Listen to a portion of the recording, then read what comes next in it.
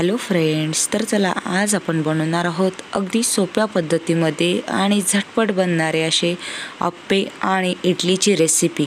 ना तांदूळ भिजवण्याचं झंझट, ना तांदूळ वाटण्याचं झंझट, अगदी सोप्या पद्धतीमध्ये। तर चला, इथे मी एक बाउल घेतलेला आहे। याच्यामध्ये आपण साधारण 2 वाट्या जे आहे जाड रवा टाकून घेणार आहोत बघा। तर इथे मी 2 वाट्या जे आहे जाड रवा घेतलेला आहे। साधारण पावशर हा रवा असेल, तर इथे मी जाड रवा घेतलेला आहे बघा। आता याच्यामध्ये आपण 2 वाट्या रवा घेतला, तर आपल्याला याच्यामध्ये 3 वाट्या पाणी टाकायचं आहे बघा। तर नॉर्मल जे पाणी आहे ते इथे मी टाकणार आहे बघा। नॉर्मल आहे, टेम्परेचर एकदम नॉर्मल आहे, कोमट नाही, गरम नाही, काहीच नाही।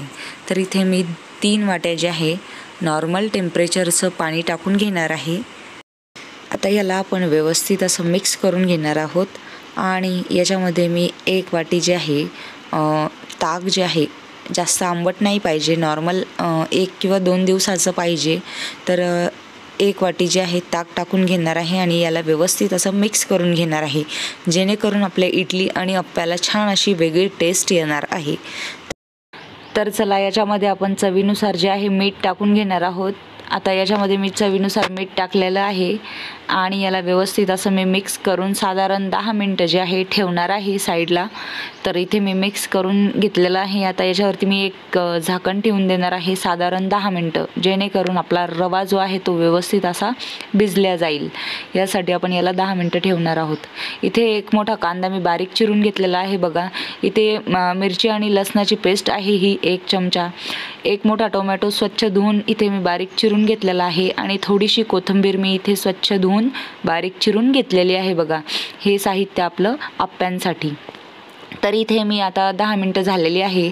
या भांड्यावरचं मी झाकण काढून तुम्हाला दाखवते बघा। आपला रवा जो आहे एकदम परफेक्ट असा भिजला गेलेला आहे बघा।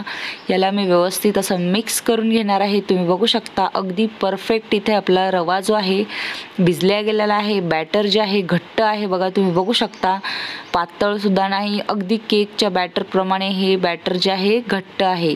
तर याला मी व्यवस्थित असं मिक्स करून घेणार आहे, जेणेकरून आपला रवा जो आहे तो व्यवस्थित ह्या पूर्ण याच्यामध्ये व्यवस्थित असा मिक्स होईल।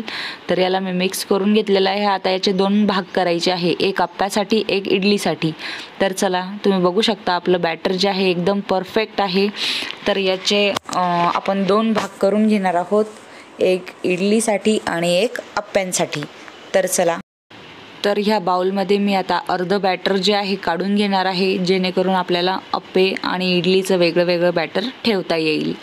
आपण जे अप्प्यांसाठी जे बॅटर ठेवलं होतं त्यामध्ये आपल्याला कांदा, टोमॅटो, हिरवं तिखट आणि आपण बारीक चिरलेली जी कोथिंबीर आहे ती टाकणार आहोत। तर इथे मी हिरवं तिखट टाकून घेतलेलं आहे अर्ध्या बॅटरमध्ये बघा। तर इथे बारीक चिरलेला कांदासुद्धा मी इथे टाकून घेतलेला आहे, बारीक चिरलेला टोमॅटो मी इथे टाकून घेणार आहे आणि बारीक चिरलेली कोथिंबीरसुद्धा मी इथे टाकून घेणार आहे बघा। तर त्यासोबतच आपण थोडंसं इथे नॉर्मल असं मीठ टाकून घेणार आहोत, जेणेकरून आत्ता आपण जे कांदा टोमॅटो ॲड केला त्यालासुद्धा थोडीशी छान चव येईल, यासाठी मी एकदम नॉर्मल असं थोडंसं मीठ टाकून घेणार आहे। आता याला व्यवस्थित आपण मिक्स करून घेणार आहोत आणि याचे आपल्याला अप्पे टाकायचे आहे बघा। तर याला मी एकदा व्यवस्थित असं मिक्स करून घेणार आहे, जेणेकरून कांदा टोमॅटो याच्यामध्ये व्यवस्थित असं मिक्स होईल। तुम्ही बघू शकता बॅटर घट्टपणा आहे। तर अशा पद्धतीने आपल्याला हे बॅटर याच्यामध्ये आपण एकदाच, जेव्हा आपण रवा भिजू घालत होतो तेव्हा एकदाच आपण पाणी आणि ताक टाकलं होतं, नंतर काहीच याच्यामध्ये ॲड केलेलं नाही आहे। तर चला, इथे अप्पे पात्र मी गरम करायला ठेवलेलं आहे। गॅसची फ्लेम मीडियम आहे, जास्त फुल आचेवरती अप्पे बनवायचे नाही आहे, जेणेकरून त्या बाहेरून जळतील आणि आतून कच्चे राहतील। तर असं करायचं नाही आहे। आता सध्या मी आपण याच्यामध्ये जे तेल टाकणार आहोत ते तेल थोडंसं तापेपर्यंत आपण गॅसची फ्लेम मीडियम ठेवणार आहोत। इथे मी सर्व जे अप्पे पात्र आहे त्याच्यामध्ये थोडं थोडं तेल टाकून घेतलेलं आहे बघा। आता याला थोडंसं गरम होऊ द्यायचं आहे। आता गॅसची फ्लेम आपण नंतर कमी करणार आहोत, सध्या मीडियम आहे बघा। तेल थोडंसं तापलेलं आहे। ह्या अप्पे पात्रामध्ये मी आता अप्प्याचं जे बॅटर आपण बनवलं होतं ते इथे टाकून घेणार आहोत बघा। तर व्यवस्थित सर्व अप्प्याच्या पात्रामध्ये व्यवस्थित असं बॅटर टाकून घ्यायचं आहे। साधारण 5 मिनटं जे आहे आपल्याला कमी आचेवरती हे अप्पे जे आहे एक साईडने शेकू द्यायचे आहे बघा। तर चला इथे तुम्ही बघू शकता 5 मिनटं झालेली आहे। याच्यावरचं मी झाकण काढून घेणार आहे। अगदी सुंदर इथे अप्पे बनवून तयार आहे। इथे मी सर्व अप्पे जे आहे पलटून टाकणार आहे बघा, जेणेकरून दुसरी साईडसुद्धा याची व्यवस्थित अशी भाजल्या जाईल। तर यासाठी मी सर्व अप्पे जे आहे इथे पलटवून घेणार आहे। तर तुम्ही बघू शकता अगदी सुंदर अगदी गोल आकार आलेला आहे आपल्या अप्प्यांना। एकदम परफेक्ट असे इथे अप्पे बनवून तयार आहे बघा। आता दुसरी साईड आपल्याला 5 मिनटं जे आहे भाजू द्यायची आहे आणि याला व्यवस्थित असं कमी आचेवरतीच होऊ द्यायचं आहे बघा। याच्यावरती मी वापस 5 मिनटं झाकण ठेवणार आहे। 5 मिनटं झालेली आहे। याच्यावरचं झाकण मी काढून तुम्हाला दाखवते बघा। अगदी परफेक्ट इथे आपले अप्पे बनवून तयार आहे। गॅस मी बंद करून घेणार आहे। तुम्ही बघू शकता अगदी सुंदर इथे आपले अप्पे बनवून तयार आहे। तर एका प्लेटमध्ये मी याला काढून घेणार आहे। तसेच तुम्ही अप्प्याचं बॅटर जे आहे किंवा इडलीचं बॅटर तुम्हाला जर तुम्ही जेव्हा रवा भिजायला टाकता तेव्हा रवा भिजल्यानंतर जर बॅटर तुम्हाला पतलं वाटलं तर तुम्ही त्याच्यामध्ये तांदळाचं पीठ ॲड करू शकता किंवा थोडासा अजूक रवा ॲड करून अजूक 10 मिनटं त्याला भिजवू देऊ शकता बघा। तर इथे आपले अगदी सुंदर अगदी परफेक्ट इथे अप्पे बनवून तयार आहे।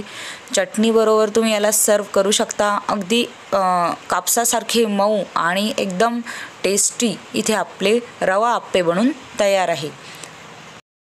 नक्की ट्राय करा। अगदी सोपी रेसिपी आहे, झटपट बनणारे हे अप्पे आहे। तर तुम्ही बघू शकता अगदी गोल आकार आलेला आहे। ह्या अप्प्यांना टेस्टला सुद्धा खूप छान लागतात। तर इथे मी इडली पात्र गरम करण्यासाठी ठेवलेलं आहे। त्याच्यामध्ये मी आता पाणी टाकून घेणार आहे बघा। साधारण 2 ग्लास मी इथे पाणी टाकून घेणार आहे इडली पात्रामध्ये। इथे मी 2 ग्लास पाणी टाकून घेतलेलं आहे। तर चला आता गॅसची फ्लेम मी मध्यम ठेवलेली आहे। आता हे आपलं बॅटर जे आहे इडलीचं बॅटर आहे बघा, तुम्ही बघू शकता। आता आपण इडली पात्रामध्ये हे बॅटर टाकून घेणार आहोत। त्यासाठी मी इथे इडली पात्राचं एक पात्र घेतलेलं आहे। त्याच्यामध्ये मी थोडंसं तेल टाकून घेणार आहे आणि हाताने हे तेल जे आहे ह्या इडली पात्राच्या खप्प्यामध्ये व्यवस्थित असं लावून घेणार आहे बघा। तर अशा पद्धतीने इडली पात्राला मी थोडंसं तेलाचा हात लावलेला आहे। आता याच्यामध्ये आपण बॅटर टाकून घेणार आहोत। तर चला हे पात्र इडलीचं पात्र जे आहे आपण आपल्या इडलीच्या भांड्यामध्ये ठेवून देणार आहोत बघा अशा पद्धतीने आणि याला आपण झाकण लावून घेणार आहोत। तर चला मी याचं झाकण जे आहे लावून घेणार आहे आणि साधारण आपण 10 मिनटं जे आहे मध्यम आचेवरती याला होऊ देणार आहोत बघा। गॅसची फ्लेम जी आहे ती मीडियम ठेवलेली आहे मी। आता 10 मिनटं झालेली आहे। गॅस मी बंद करून घेणार आहे आणि याच्यावरचं झाकण काढून घेणार आहे। तर तुम्ही बघू शकता अगदी परफेक्ट सुंदर इथे आपले इडली जी आहे बनून तयार आहे। झटपट बनणारी ही इडली आहे। नक्की ट्राय करा। अगदी सोपी रेसिपी आहे। जेव्हा पण तुम्हाला खाऊ वाटेल तेव्हा तुम्ही ही बनवू शकता। तर तुम्ही बघू शकता अगदी परफेक्ट इथे आपली इडली जी आहे बनवून तयार आहे। मी हे बॅटर जे आहे थोडंसं पतलं टाकलं होतं त्यामुळे इथे या छोट्या इथे इडल्या बनवून तयार आहे बघा। तुम्ही जर फुल भरून टाकलं हे बॅटर तर अगदी टम्म फुगणाऱ्या इथे इडल्या बनवून तयार होतात बघा।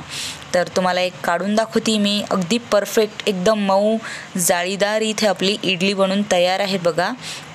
अगदी सॉफ्ट इडली आहे ही। नक्की ट्राय करा, मुलांना सुद्धा नक्की आवडेल।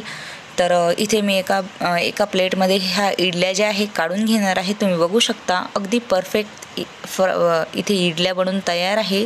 चटणीसोबत सांबारबरोबर तुम्ही हे खाऊ शकता। नुसतं खाण्यासाठी पण ही अगदी छान लागते। तर नक्की ट्राय करा। व्हिडिओ आवडला असेल तर लाईक करा, शेअर करा आणि माझ्या चॅनलला सबस्क्राईब करा। धन्यवाद।